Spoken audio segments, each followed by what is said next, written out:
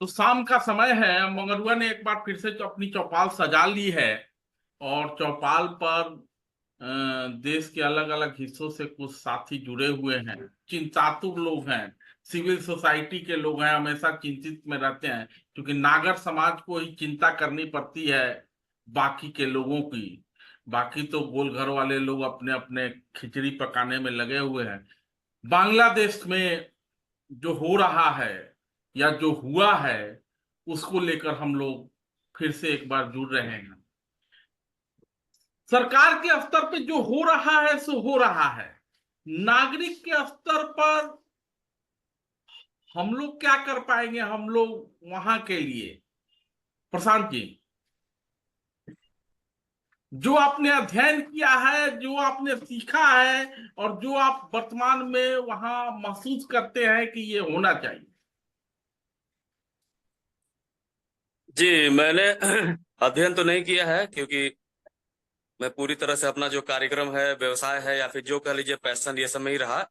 लेकिन बांग्लादेश में जो भी घटनाएं घटी, उसमें सोशल मीडिया के माध्यम से, अलग अलग अपना जो टीवी चैनल्स है, उस सब के माध्यम से भी जो देखा है, और अब तक जो समझा है, नहीं, वो मेरा मैं समझे ना, कहूंगा कि वो आपके अध्ययन का मतलब वो नहीं था। मेरा अध्ययन का मतलब ये था, सामाजिक क्षेत्र में टीच जैसी संस्था में रहते हुए आपने जो अध्ययन किया है, आप लोगों को तो बहुत सारा पढ़ाया गया होगा कि कैसे इस तरह की स्थिति परिस्थिति में क्या होना चाहिए। वो मेरा प्रश्न है। जी जी, मेरा यही कहना है शॉर्ट में कि बांग्लादेश भी म्यांमार के रास्ते पे आगे बढ़ गया है। और जो आज म्यांमार में झेल रही है वहां की जनता, वह बांग्लादेश के लोग भी झेलने को तैयार रहे। क्योंकि अभी जो कुछ भी हुआ, उसके बाद में अब डेमोक्रेसी तो रहा ही नहीं। अब ये डेमोक्रेसी का क्या जरूरत है? क्यों यह सबके लिए ही मंगलकारी है? ये बात शायद विरोध के और आक्रोश और घृणा, नफरत, इन सब के आग में इनका ये समझ ही खत्म हो गया।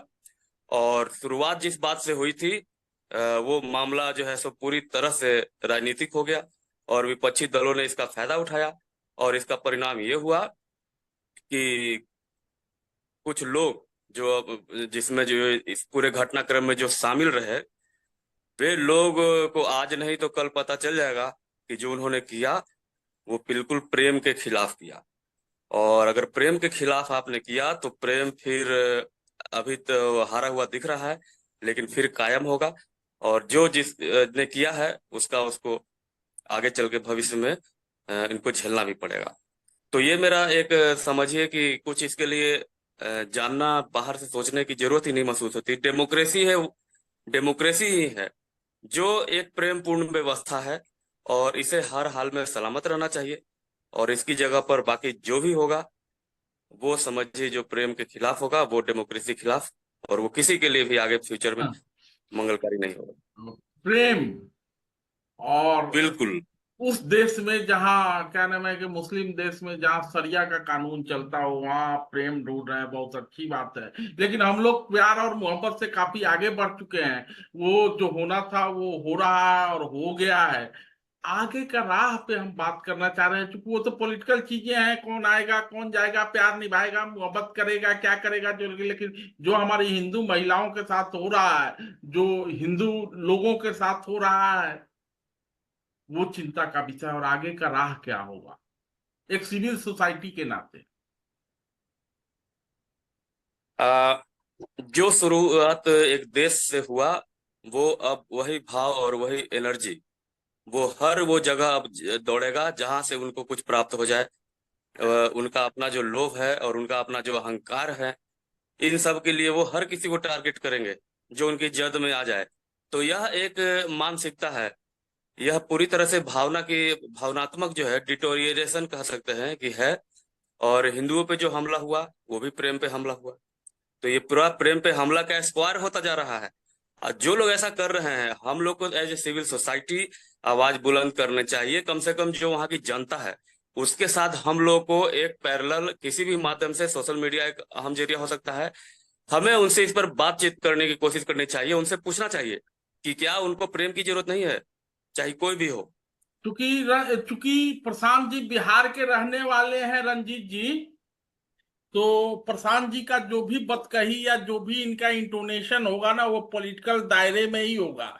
कितना भी मैं कोशिश करूंगा कि इनको सिविल सोसाइटी की ओर ले जाया जाए, लेकिन ये प्यार मोहब्बत से आगे नहीं बढ़ेंगे और सत्ता से आगे नहीं बढ़ेंगे, क्योंकि बिहार का लोग थोड़ा सा उससे आगे नहीं बढ़ता है। रंजीत जी, सिविल सोसाइटी के नाते हमारी क्या भूमिका है? इकोनॉमिक पर तो चिंता आप जाहिर कर चुके हैं। सिविल सोसाइटी, क्योंकि स्वाभाविक है कि क्या नाम है कि जब ये आपदा की स्थिति आती है तो बहुत सारे ऑर्गेनाइजेशन वहां काम करने लगते हैं। चाहे यूएन ऑर्गेनाइजेशन हो, चाहे जो भी ऑर्गेनाइजेशन हो, वो काम करते हैं। एक नागर समाज से मेरा अर्थ वो वोट देने वाला नागरिक नहीं। एक वोट देने वाला नागरिक तो उसमें शामिल है, लेकिन जो दूसरे की पीड़ा से पीड़ित होता हो, वो एनजीओ, वो ऑर्गेनाइजेशन क्या भूमिका निभा सकते हैं या क्या भूमिका निभा रहे हैं? जरूर। जो सिविल सोसाइटी है वो उसका भूमिका काफी हद तक है। और मैं ये भी बोलना चाहूंगा कि हिंदुओं का जो संख्या है, चाहे वो 20% से 9% या 8% तक आ गया है, लेकिन फिर भी वो एक सोसाइटी में कुछ इलाका में वो 11% है। उसका जो डिविजन है, कुछ इलाका में 8 है, 10 है।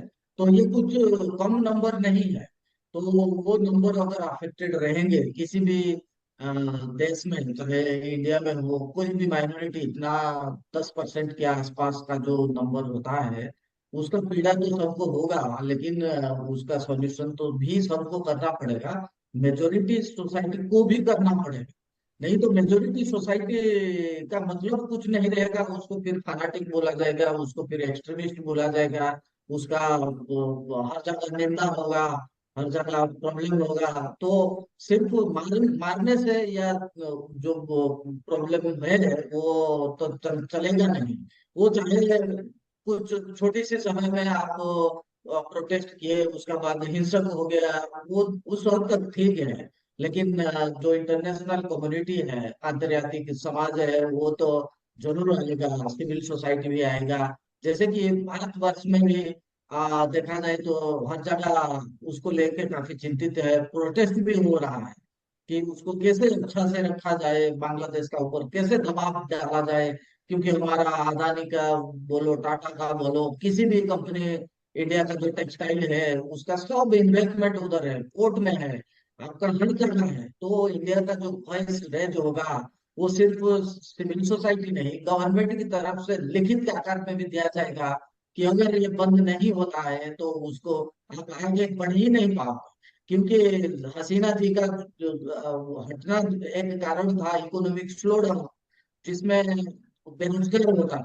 तो अभी भी अगर वो उस हिंसक रास्ते में चल पड़े तो और बेरोजगार भी ज्यादा बढ़ जाएगा, खाने पीने का दिक्कत होगा, आपका बिजनेस नहीं होगा, रोजगार नहीं होगा। तो फिर वो जो भी गवर्नमेंट आएगा वो अच्छे से नहीं रख पाएगा। तो ये जो ग्रुप है बांग्लादेश का, उसके लिए भी एक मैसेज है कि देखो भाई, तुम लोग एक साथ रहना होगा। क्योंकि ये जो हिंदू पॉपुलेशन है, करोड़ों से ज्यादा है। तो उसको तो आप भगा नहीं पाओगे आपको। और दूसरी की ओर आप म्यांमार का रिफ्यूजी को भी ले रखे हो। तुम्हारा खुद का देश का आदमी अगर रिफ्यूजी दूसरा जाके बन जाएगा, कैसे बात होगा? तो ये तो हो जाएगा फिर। जो भी सरकार आएगा, आर्मी हो या कोई भी हो, उसके हिसाब से देखा जाए तो उसको सिर्फ उसका सिविल सोसाइटी से लेके उसका गवर्नमेंट मिलिट्री सबका जिम्मेदारी बराबर बनता है कि वो जो जितने सारे माइनॉरिटीज है, हिंदू हो, बुद्धिस्ट हो, क्रिश्चियन हो, महिला हो, या किसी भी ग्रुप का हो, उसको अच्छे से रखना है। इसको का ऊपर जैसे आप रखना हो, तो वो जितने सेक्ट है हिंदू का, हिंदू भी एक ग्रुप या यूनिफॉर्म नहीं है, हिंदू में भी उसका जात पात का ये है, सब कुछ है। तो उसको सबको कॉन्फिडेंस देना होगा कि सेक्युलर स्टेट में क्या होता है। आप ऐसे कोई कुछ फनाटिक बनाना चाहते हैं तो बना सकते हो, लेकिन आपको जो फायदा सेक्युलर होने से मिलेगा वो तो बराबर नहीं मिलेगा। प्रशांत जी, अब हम सोच रहे हैं कि आप थोड़ा सा, माने क्यों कहे थे कि म्यांमार के रास्ते पे और बर्मा के रास्ते पे बढ़ चढ़ा है बांग्लादेश। दूसरी बात है कि एक चीज और जानना चाहूंगा कि रंजीत जी कह रहे थे 10%, और बात डेमोक्रेसी की भी कर रहे हैं। डेमोक्रेसी का मतलब तो जिस प्रेम की बात आप कर रहे थे, तो डेमोक्रेसी में तो एक तरह से भीड़ तंत्र होता है, लेकिन उस भीड़ तंत्र में भी तो ओझल हो गए हमारे मित्र। तो फिर आशीष जी की ओर चलते हैं, फिर वो जुड़ेंगे तो फिर उनसे सवाल किया जाएगा। वही है डेमोक्रेसी की बात। डेमोक्रेसी तो एक तरह का भीड़ तंत्र है, और 10% तो बहुत बड़ी आबादी होती है। एक व्यक्ति भी अगर प्रभावित हो रहा है तो स्वाभाविक है कि लोकतंत्र में उस व्यक्ति का भी हक है, जीने का हक है, बने रहने का हक है। बने तो रहने देना चाहिए। हाँ, बिल्कुल सही बात है आपकी। थोड़ा यहाँ पर कुछ चीजें जो है जो हमें समझने वाली हैं इस पर। अमेरिका में ब्राउन यूनिवर्सिटी में प्रोफेसर हैं डॉक्टर आशुतोष वार्ष्णेय। मैं उनकी हर बात से सहमत नहीं हूँ, लेकिन उन्होंने एक ये कम्युनल टेंशन्स और इस तरह की चीजों को लेकर के एक लंबा रिसर्च भारत के ऊपर किया था। और उसमें उन्होंने पाया कि जहाँ जिन जिन कम्युनिटीज में जिन जिन क्षेत्रों में बहुसंख्यक और अल्पसंख्यक समुदायों के बीच में किसी तरह का बाजारी रिश्ता रहा है, किसी तरह का व्यापारिक संबंध रहा है, आना जाना रहा है, वहां पर इस तरह की घटनाओं का असर कम देखने को मिला है। अब वहां की यथास्थिति की बात करते हैं तो होता ऐसा है कि जैसे रंजीत जी विस्तार से बता रहे थे कि जो है हिंदुइज्म में, और ये कोई मतलब नई चीज नहीं है कि बहुत सारे सेक्ट्स एक तरह से बटे हुए हैं। प्रशांत जी जैसे शैव के बहुत बड़े वो रहे हैं काफी लंबे समय तक। तो वो इस तरह से सेक्ट्स जैसे बटे हुए हैं। और यूनिफाइंग फैक्टर जो है वो कहीं ना कहीं वो फ्लूइड हो जाता है। तो हम लोग उस तरह से जुड़ाव हमारा जो है एज कंपेयर टू इस्लाम नहीं है। तो हमारे जो रहने की जगह भी हैं वो सेपरेटेड हैं।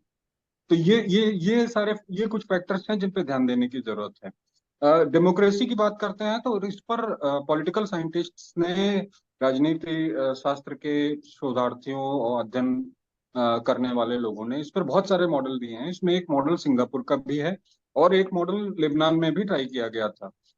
इस पर आपको लेक्चर्स मिल जाएंगे, बहुत अच्छे पेपर्स भी लिखेंगे, रिसर्च पेपर्स भी।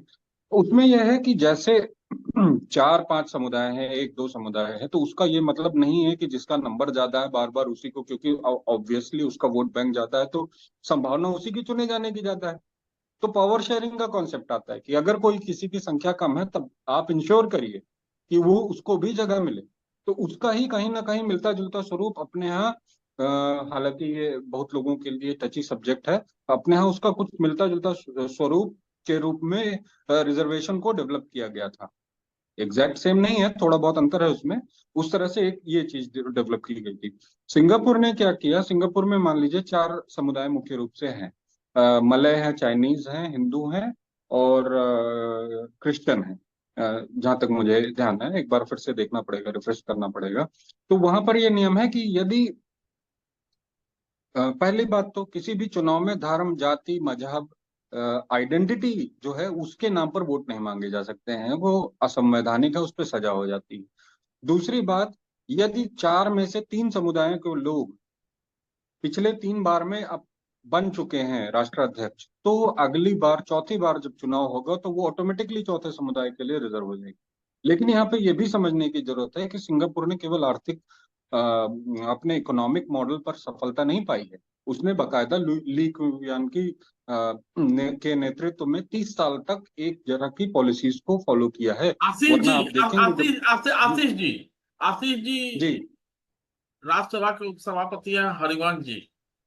तो जब वो कहीं भाषण वाषण देने जाते हैं ना, तो दुनिया खानी पढ़ के जाते हैं, लेकिन जो सामने जो वक्ता रहता है ना, वो बहुत बात हरिवंश जी का समझ नहीं पाता है।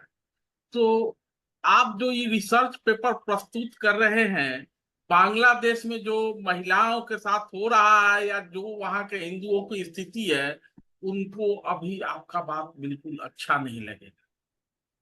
नहीं, उसके लिए तो आपकी बात से मैं सहमत हूँ, आपकी बात से पूरी तरह से सहमत हूँ कि बहुत बड़े बड़े रिसर्चर्स का नाम बता देना या डेटा बता देना कोई हाँ, समस्या का और समाधान नहीं हम है। ये इसमें हमारी ये जानने में रुचि है कि जो आपके बार्सने साहब हैं, अभी हाल के घटना पर कुछ कहे हैं कि नहीं? नहीं, मैंने इसीलिए कहा कि मैं ऐसे लोगों से पूर्णतः सहमत नहीं रहता हूँ, क्योंकि इनकी समस्या क्या है कि यदि ये एक घटना की बात करेंगे तो वो उसके पैरेलल में कोई ना कोई घटना दिखा देते हैं ताकि उनकी आइडियोलॉजिकल स्टैंड पे कहीं ना कहीं प्रश्न चिन्ह न लग सके। पर तो कोई बात नहीं। हम जो है यहाँ एकेडमिक डिस्कशन करने के लिए नहीं बैठे हुए हैं। ये सब हमारे मित्र हैं, हम लोग चिंतातुर लोग हैं, नागर समाज के लोग हैं, समझते हैं चीजों को, लेकिन रिसर्च पेपर नहीं। हमको फिर से प्रशांत जी की ओर जाएंगे। प्रशांत जी। जी जी, हाँ आवाज सुन पा रहे हैं? हाँ, सुन पा रहे। प्रशांत जी, बिहार में क्या दिख रहा है? बांग्लादेश बहुत ज्यादा दूर नहीं है बिहार से, दिल्ली तुरंत, लेकिन बिहार में क्या हालचाल है? बिहार में एकदम नया ही बवंडर बनता हुआ दिख रहा है, जो 2 अक्टूबर को अपने आप को दिखाएगा। उसके बाद जो अगला चुनाव होगा विधानसभा का 25 में, उसमें जो है सो। फिर आप आउट ऑफ ट्रैक हो गए। हाँ बांग्लादेश हाँ, को लेकर बिहार में कोई सुगबुगाहट है क्या? नहीं नहीं नहीं नहीं, बांग्लादेश को लेकर बिहार में आम जनता के बीच में कोई लगता है कि इंफॉर्मेशन गैप है, कम्युनिकेशन गैप है, और उसकी तरफ ध्यान आकृष्ट नहीं कराया जा सका है। दूसरी बात है कि एक चीज और समझना चाह रहे थे आपसे कि ये जो अभी रंजीत जी बहुत 10% और डेमोक्रेसी और क्या क्या कह रहे थे, 1% भी परेशान होता है। कहां से आप म्यांमार ढूंढ लाए बर्मा में? उसके पीछे क्या है आपका? क्यों वही भावना, क्यों आपको वो स्थिति जो दिख रही है कि भाई बांग्लादेश में वही हो रहा है जो मैंने? अब हम तो यही समझेंगे कि आप बात रोहिंग्या की कर रहे हैं। आप बात बांग्लादेश से जो बड़े संख्या में यहाँ लोग आ चुके हैं पहले से ही, उनकी कर रहे हैं। क्या खदेड़ा जाए? अभी मैं किसी भी नकारात्मक कार्य करने के एकदम पक्ष में नहीं हूँ। कोई भी ऐसा कार्य जिसमें प्रेम आहत हो, हमें कभी नहीं करना चाहिए। हमें ये प्रेम की शक्ति को ही और ज्यादा सींचना होगा, ताकत देना होगा, और वो प्रेम एक कॉमन एजेंडा सबके लिए होगा। क्योंकि मनुष्य नहीं, पशु पक्षी जीव जंतु, किसको प्रेम नहीं चाहिए? हर कोई प्रेम की भाषा समझता है और इसकी जरूरत होती है, चाहे किसी भी धर्म का हो, किसी भी जात का हो। तो ये एक ऐसा टॉपिक है जिस पर ध्यान हम लोग का नहीं गया है, और प्रेम को विकसित करना और प्रेम को जिताने की भावना हम लोग नहीं पैदा कर पाए हैं। क्योंकि हमारा जो व्यक्तिगत, पारिवारिक और सामाजिक संबंध है, वो सब लोभ, भय, अहंकार, मुख्य रूप से इन 3 विभागों में बांट सकते हैं, वो फंसे हुए हैं। तो यहाँ पर ये चाहिए इस शक्ति को हमें जगाने की। और मेरा ये सुझाव होगा कि सिविल सोसाइटी और सरकार दोनों एक साथ मिलकर इस पर आगे बढ़े, और इस जिम्मा शुरुआत करने का सिविल सोसाइटी का होना चाहिए। वो आम जनता को इसके बारे में जानकारी दे, बताए कि ऐसा बांग्लादेश में हो रहा है। मैं ये 100% कहता हूँ कि हिंदुस्तान के खाली हिंदू ही नहीं, मुस्लिम, सिख, ईसाई, जो भी जनता है, सब मिलकर बांग्लादेश पे जो भी हनन जिसका भी हो रहा है उसकी सुरक्षा के लिए आगे बढ़े। और केंद्र सरकार, डिफेंस मिनिस्ट्री पर ये दबाव डाले कि वो वहां के फौज से, क्योंकि वहां तो उसी का शासन है, तो वहां की फौज से बात करे कि जल्द से जल्द जो है सो वो वहां पर एक प्रेमपूर्ण स्थिति बहाल करे। और अब वो तय करे कि किसको आप वो सत्ता सौंपना चाहता है। वो डेमोक्रेसी लाए, जिसको चाहता है उसको बिठाए। तो आशीष जी, आज डेमोक्रेसी वाले भाई, क्या नाम है कि आज जो है डिप्लोमेसी वाले भाई साहब हमारे साथ नहीं है संजोग से।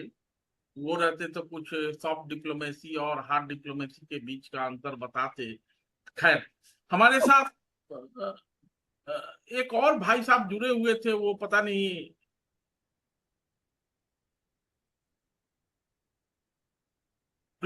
कोई सिंह साहब जुड़ रहे थे, वो पता नहीं आउट ऑफ। विद्या। हाँ हाँ, विद्या भी विद्या ने संयुक्त राष्ट्र के साथ कुछ काम, मतलब भारत में काफी प्रदेशों में काम किया हाँ, है। तो मैंने उसको उनको जरा, इनवाइट किया था, लेकिन हो सकता है यात्रा में हो कहीं पर। नहीं वो जुड़ने की कोशिश कर रहे थे लेकिन फिर वो जुड़ नहीं पाए। अच्छा। कोशिश अच्छा अपना अच्छा। बनाए रखिए। आशीष जी, जी। आपके रिसर्च पेपर के अलावा कुछ जो हम लोग कर सकते हैं आपदा की स्थिति में, उस पे चर्चा हो। अब देखिए इसमें तो जितना हमें समझ में आता है, जितना पहले बात तो सिविल सोसाइटी से, जैसे एक्शन एड का बांग्लादेश में ऑफिस है, ढाका में उनका कार्यालय, मुख्य कार्यालय है, तो ऐसी संस्थाओं से सीधे संपर्क बनाने का प्रयास किया जा सकता है, या उनके क्या काम अभी तक हुए हैं। यूएनएफपीए का पॉपुलेशन फंड का काम चलता है।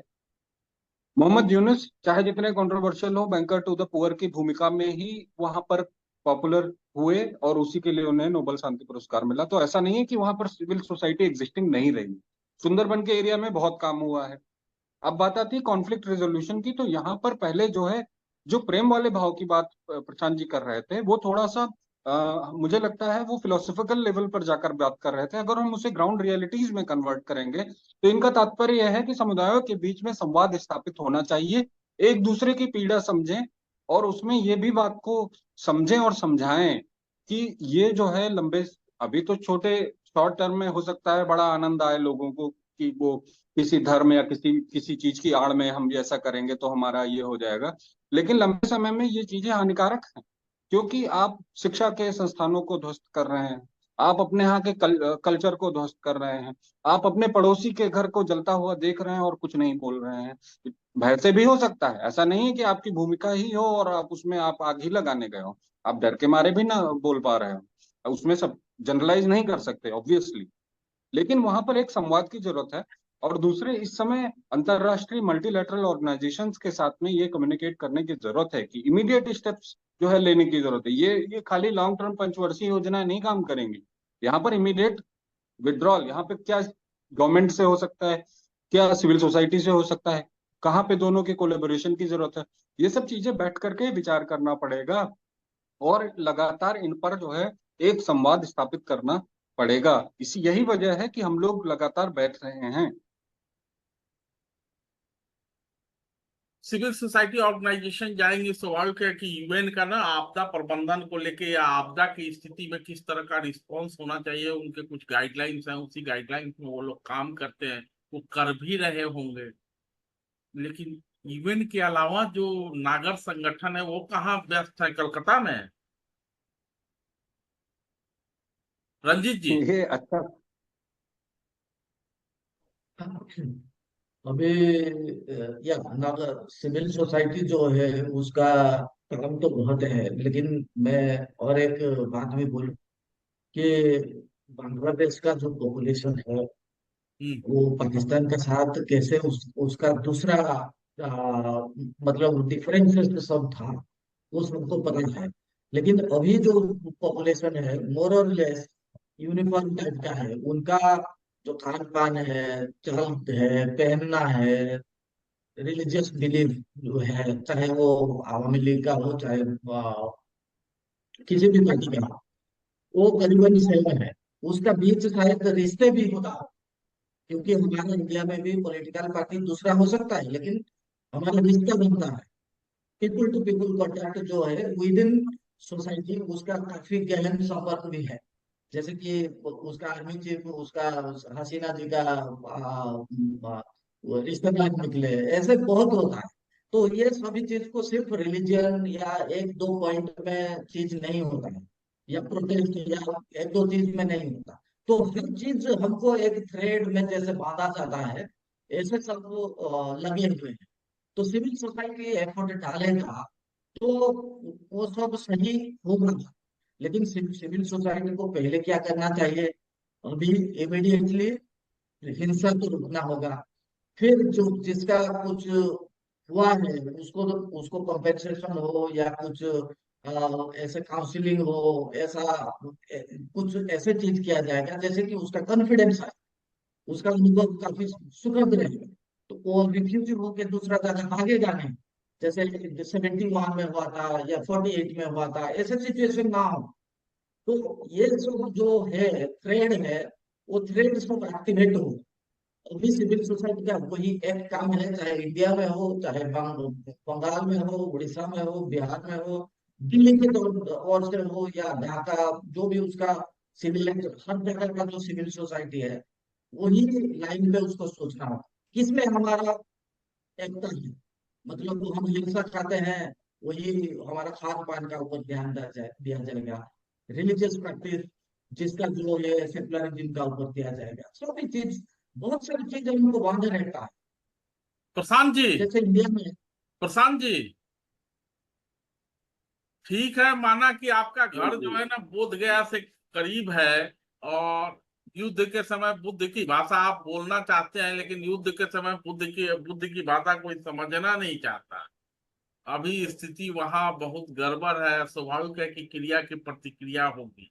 हम आप जायज माने न माने, लेकिन जो बोएंगे बाकी समाज के साथ तो आपको दूसरी जगह तो काटना पड़ेगा, क्योंकि ग्लोबल विलेज का ही अवधारणा नहीं है, ग्लोबल वर्ल्ड भी है।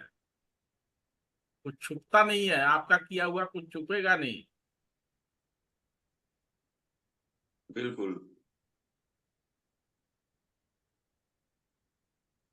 तो क्या कोई सवाल हमसे आपके द्वारा पूछा गया है?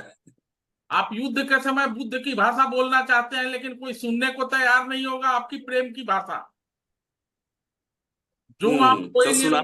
जो आप बोएंगे वो काटना ही पड़ेगा। तो जो वहां हुआ है उसकी प्रतिक्रियाएं तो अन्य जगह देखने को मिलेंगी, लेकिन उन सब हम्म। के बीच जो आप कह रहे थे कि डिफेंस मिनिस्ट्री को वहां के सेना से बात करना चाहिए, और ये सब कौन सुनेगा? चुनी हुई सरकार तो है नहीं, अंतरिम जो चुनी हुई सरकार को गिरा सकता है, अंतरिम सरकार की बात कैसे सुनेगा? वो सुनेगा, क्योंकि उसकी जो उत्पत्ति हुई है, जिससे हुई है, उसकी तो उसको सुनना ही पड़ेगा, लेकिन यहाँ से इरादा होना चाहिए सुनाने का। भारत सरकार की नहीं, भारत देश के द्वारा बांग्लादेश का जन्म हुआ। तो जन्म हुआ तो बांग्लादेश में जो घटना घट रही है, वहां के लोग भले इंटरेस्ट न लें कि हमको नहीं सुनना है आपका, लेकिन अगर भारत सरकार चाह जाए तो क्या वो सेना कितना नजरअंदाज करेगा? जो 65 में हुआ, 71 में हुआ, वो 2024 में भी हो सकता है। तो अगले बातचीत में आशीष जी, प्रशांत जी को विशेष रूप से आमंत्रित कीजिएगा, और उन भाई साहब को जरूर आमंत्रित कीजिएगा जो कि वहां से जुड़े हुए थे, कि नाम मैं रिकॉल नहीं कर पा रहा हूँ, ये नाम बोलने की मेरी बीमारी है। कार्तिकेय। हाँ, कार्तिकेय जी को कहने में कि जरूर कीजिएगा। और ये दोनों लोग आपस में सॉफ्ट डिप्लोमेसी, हार्ड डिप्लोमेसी, सेना का आक्रमण, बाकी तो हमारे साथ रंजीत जी हैं। आपका बिजनेस कहाँ तक पहुंचा है, क्या स्थिति है, कितना इन्वेस्टमेंट है, कितना नुकसान हुआ, इसका कोई आकलन है हमारे पास? आकलन तो अभी देखिए, जैसे कि बांग्लादेश को अभी काफी घाटा पहुंच रहा है, और जो इंडियन कंपनीज उधर है उसको तो उसका शेयर भी गिर रहा है, और उसको भी घाटा हो रहा है, क्योंकि हम ना उधर माल बेच रहे हैं ना उधर का माल उठा रहे हैं। तो ये तो बिल्कुल बंद ही है।